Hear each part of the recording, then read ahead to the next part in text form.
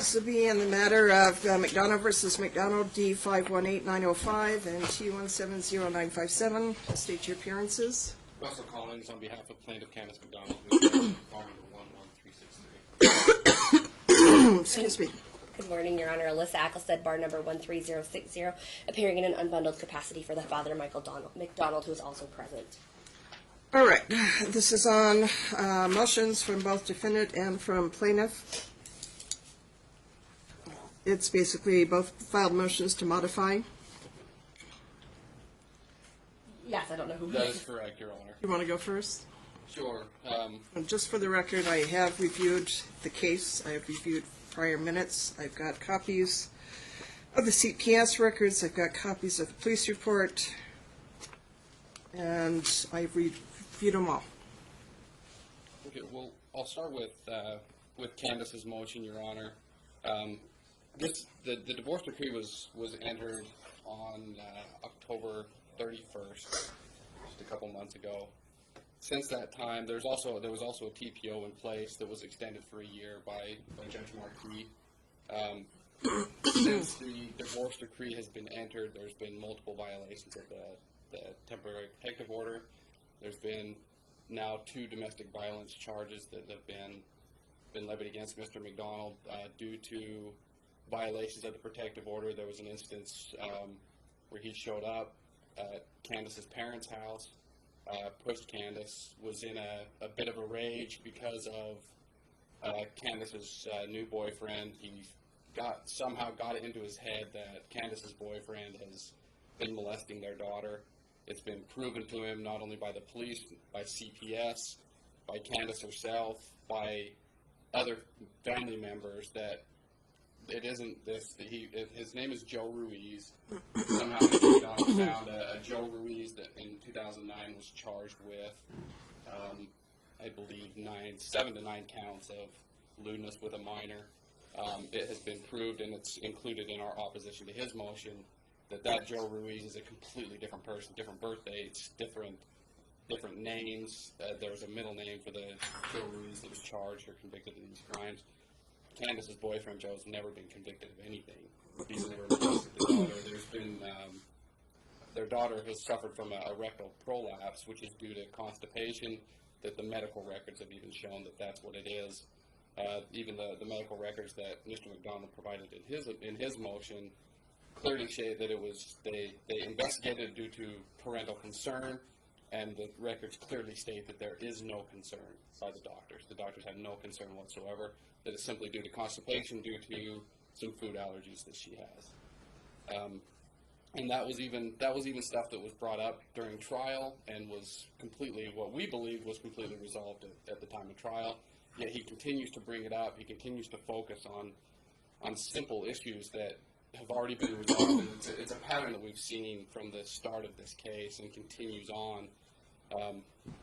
He even, at one point, in an email that's included in our opposition, stated that he was levying threats and different things, and stated that he would do anything he had to, whether that was file appeals, file motions, file whatever it is, to make sure that Candace ends up with nothing. And it appears that with multiple motions, amendments, motions to set aside, everything we've got in front of us today appears to be his attempt to follow through on that and continue to cause legal fees for stuff that he knows is not true. He knows that his daughter isn't being molested. He knows that Candace hasn't done anything wrong. She's taking care of the kids, and he simply doesn't like the decision that was entered at the time of trial. But the biggest concern that we have now is there's been times where he has shown up at the kids' schools and daycares and tried to take the kids, where the schools have had to call the police. Candace's parents had to call the police when he showed up, pushed Candace, which has resulted in him being arrested, and I believe a trial set for December 9th for the domestic violence charge. I believe there's another one scheduled for sometime in February. And based on those, that I believe that there is need for a modification, that his visitation with the kids needs to be reduced to supervised visitation until all of that is resolved. If I can respond, Your Honor.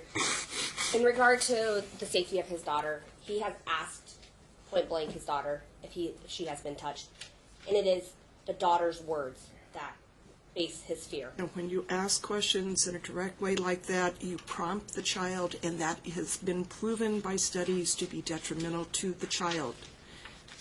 Go ahead. Your Honor, I understand that. I'm just stating that my client is still fearful for the safety of his child. Regarding the TPO and possibly violating the TPO, my client feels that there is mixed. The divorce decree says he's supposed to pick up the children at the school. The TPO says he's not supposed to go to the school. My client wants to make sure he understands there's a TPO in place and wants to clarify exactly what the TPO is and where he's supposed to pick up the children. In regards to modifying the custody, he was supposed to have the children this weekend, and Candace didn't return the children to him. He believes he is... Let me finish, please. He believes he's... Sir, just let me caution you. The fact that your attorney has to caution you to be still and be quiet raises concerns for the court. I look at your demeanor. I look how you're acting. The rolling of the eyes and the facial expressions you were making earlier doesn't impress the court. That doesn't show that you're a mature adult who puts his children's interests first in front of his. So keep that in mind as we go through these proceedings. Regarding the TPO, I just want to get it clarified of where the pickup is supposed to take place, where the drop-off is supposed to take place. Regarding go to the child's school, Mr. McDonald simply went there to pay the bill, to pay the tuition for the preschool, and then he just asked to say hello to his daughter. There was no means that he was going to remove the children from the premises at all. He was simply going to pay the bill and say hello to his children. He is not in violation of any orders. He went to Candace's parents' house one time because that's where Candace told him that the exchange needed to take place. He wants a straight order of what time, where at. He wants to know where he can be, where he can't be. He doesn't want to violate anything. He just wants to be a father and be there for his children. Like I said, regarding bringing the motion back on, he felt that his daughter was in danger, so the custody needed to be modified due to the fact that he believes she's still being molested. Granted, CPS did do an investigation, but those aren't always inclusive. And sometimes parents just have instincts, and I don't believe we can fault a father for trying to protect his child.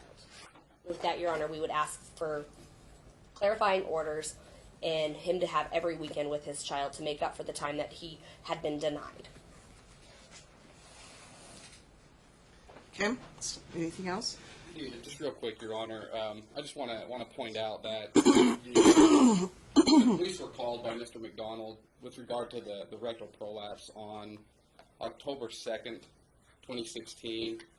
The CPS investigation occurred around October 5th of 2016, and both the police and CPS reported to Mr. McDonald that there was no concern for any violations.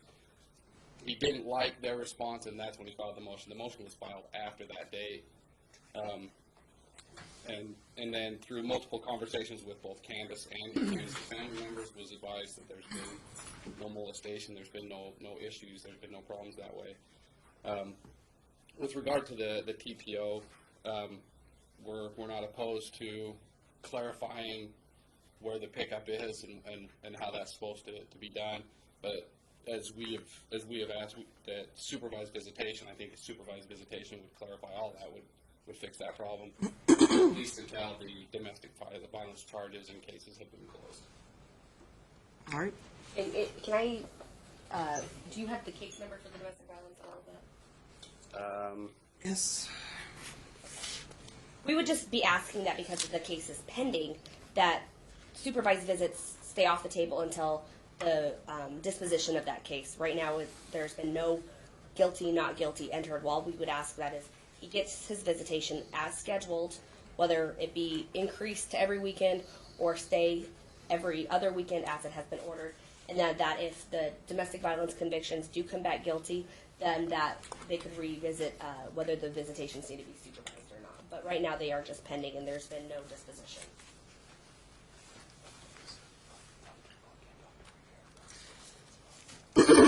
All right.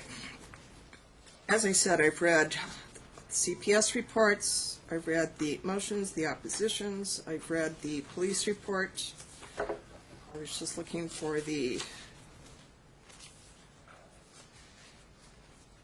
citation number. It's in Las Vegas City Court Department 3. Is C1162845A. And I don't know if there's another citation number or not on the other case that you mentioned.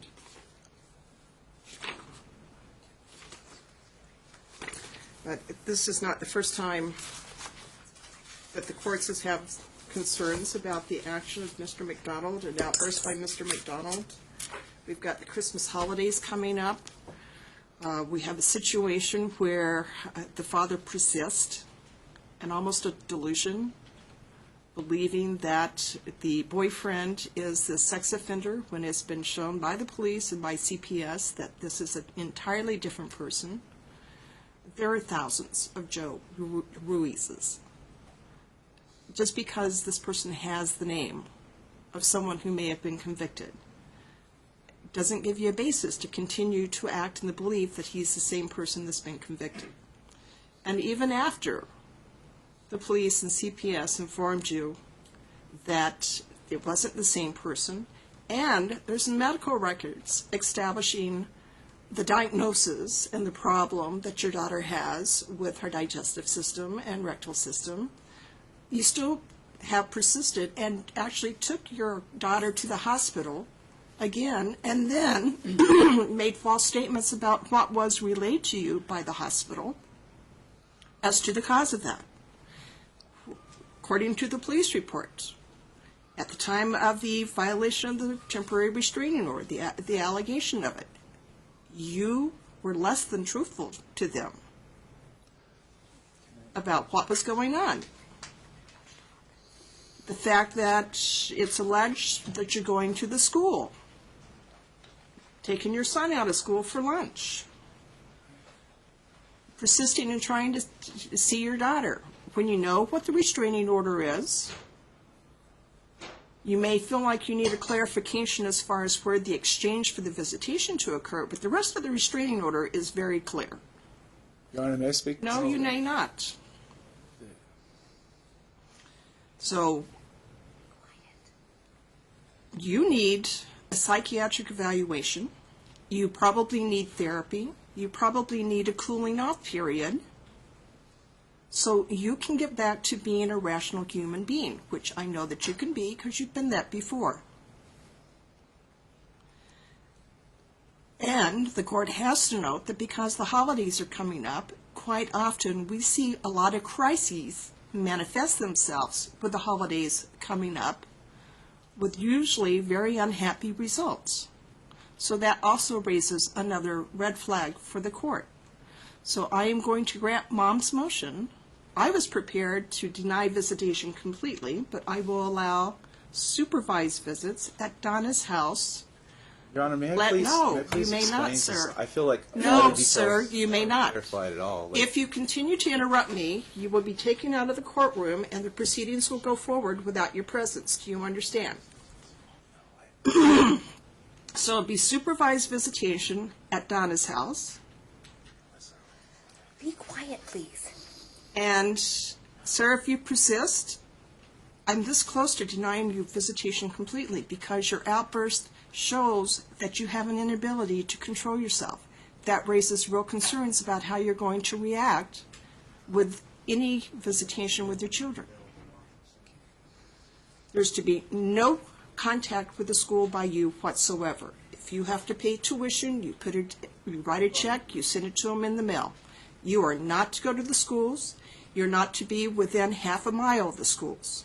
You are not to be within 4 miles of the parents, the grandparents, maternal grandparents' house, or the mother's house. I'm sorry, 4 miles, you said? 4 Okay, miles. just to clarify. What days do you want the visitation at Donna's house? Your Honor, if I can ask my client what works for And this will be at Dad's expense. everything. No, what days do you want the visitation?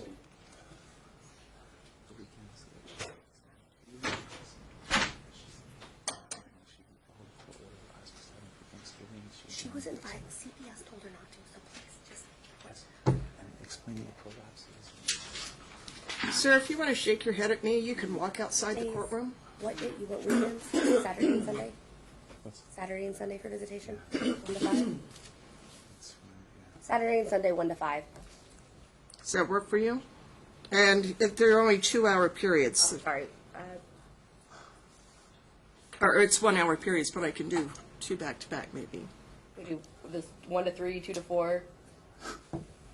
2 hours between each day, is that, or with, like, 2 hours on a Saturday, or 1 hour Saturday, 1 hour Sunday? We were asking for 2 each day. Does that work for you? Sundays are tough because that's when she goes. She goes to church and takes the kids to church. What time do you get out? We're out by noon usually, but that's nap time and lunchtime.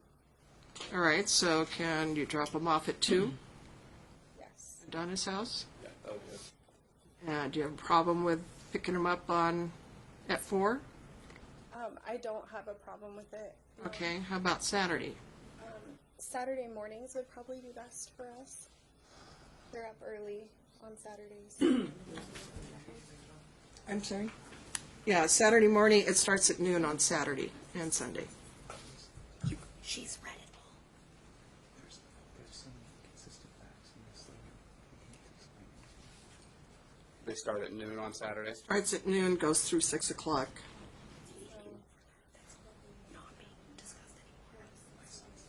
4 to 6, Your Honor, on Saturday. 4 to 6 on Saturday? 4 to 6 Saturday? Yeah. Yes, that works, Your Honor. Will this be every weekend or every other weekend, Your Honor? We'll do every other weekend until we see how things work out. Can it start this weekend, Your Honor, as we didn't have the children last weekend? It can start this weekend. And Your Honor, we did have concerns. He was supposed to have the children last weekend, and Mom didn't bring the children to him. And I understand her concerns, and... Okay, so 4 to 6 on Saturday.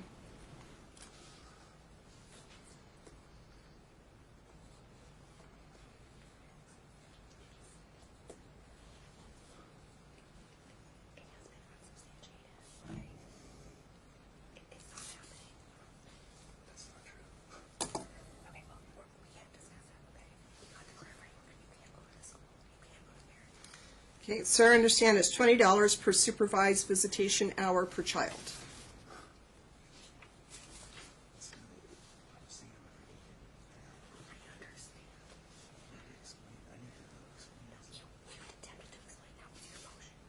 And we'll set it for, Your Honor, can we discuss the holidays as they are coming up? I know that it will be supervised visits only, and let's see where we're at as far as, we have a status check after the domestic violence hearings. and I don't know if they will be open on the 31st and the 1st, are they?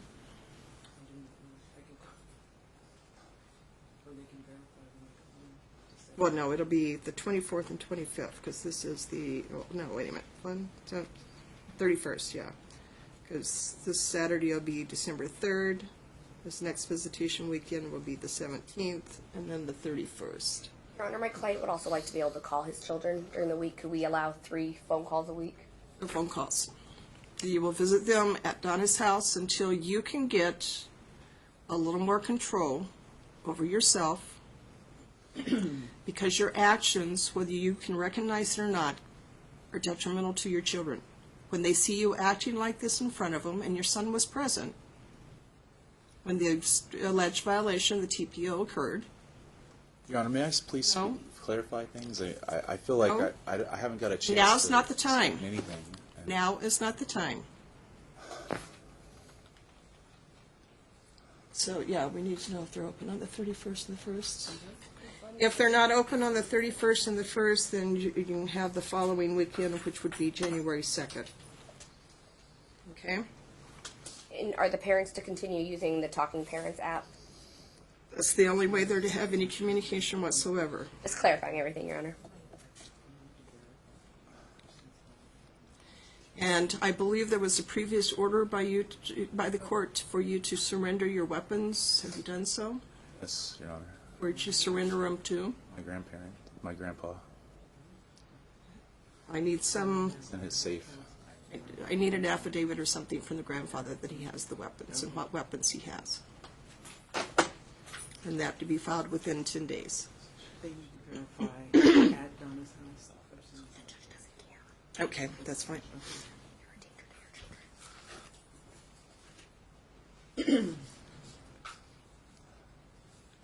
We'll set a return date in 90 days to see where we're at that point. Get some psychiatric counseling, get an evaluation regarding whether or not you can act as a rational person, whether or not your actions are going to impair your relations with your children. Your Honor, is that a recommendation or an order? It's an order. He's probably going to have to do that if he gets convicted on the TPO anyway. He's going to be going through domestic violence counseling and probably some anger management, but maybe the evaluation will help take the place of some of that. I have a return hearing of February 22nd at 10:30.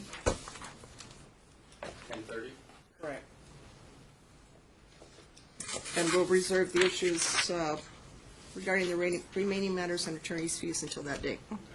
One other concern that we had, Your Honor, the divorce decree, Judge Markey ordered that Mr. McDonald had 90 days to refinance the home. Yes. On day 91, which I believe we're either there or very close to that date, that Ms. McDonald would be able to sell the home. Yes. We have concerns that Mr. McDonald will potentially destroy the home based on comments he's made in the past, and we would ask that he be ordered to vacate the home to give Candace the ability to sell. Your Honor, I believe my client's going to be appealing the divorce. He's already filed the appeal. So, This is, house still has to be sold. There are standing orders. There's been no supersedious bond posted to prevent the orders from being executed on. So, sir, have you listed the house? I'm in the process of refinance, Judge. And how far along are you on the refinance? I have the refinance papers. There is an issue with the divorce decree with the orders that need to be modified. They could not do the refi without the finalized divorce decree, so that just came in place. What that was signed, but is under appeal. So as soon as that is taken care of, they can do the refinance. It's to be listed and sold, and you haven't even made an application for the refinance, is what I'm hearing. Yes, I have, Your Honor. I paid the $300 appraisal fee. I've got everything in place. When did you do that? I did it 2 months ago, a month ago. So I have all the paperwork ready through Loan Depot. And The only these are very similar comments that we were receiving back in February, Your Honor. We haven't seen anything. We were asked by Mr. McDonald for Candace to sign a quitclaim deed to get the refinance. We asked Mr. McDonald to have his lender contact me so that Candace could sign any documents and participate and do anything she needed to do to get the refinance done. We got no response to that email. I haven't received any phone calls from a lender or anything asking for Candace's assistance in any way. all right, you've got until the end of the week to get the loan papers over to them. If they're satisfied, then she'll cooperate to get the refinance done. But if you haven't gotten the loan papers to them, or they're not satisfied, then the house is to be listed. Mom will have the responsibility for listing the house. And, sir, if you don't cooperate on that, then you may be faced with an order. They can come back in on an order shortening time on an order to have you removed from the house, pending the sale of the house. So, until Friday at 5, you've got to get all the paperwork. All you need to do is call your lender. They can fax the paperwork over to her, your mom's attorney.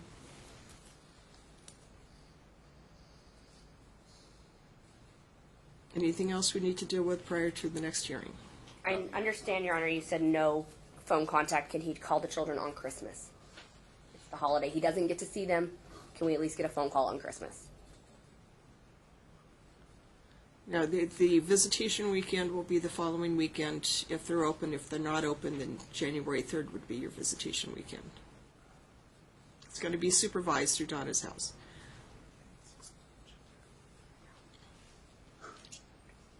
Sir, this is your actions that has brought this around. So you need to review your actions, look to the future, do what you need to do to establish yourself as a stable individual who has the best interest of the children first. All right? We'll see you back here in February. Thank you, Norma.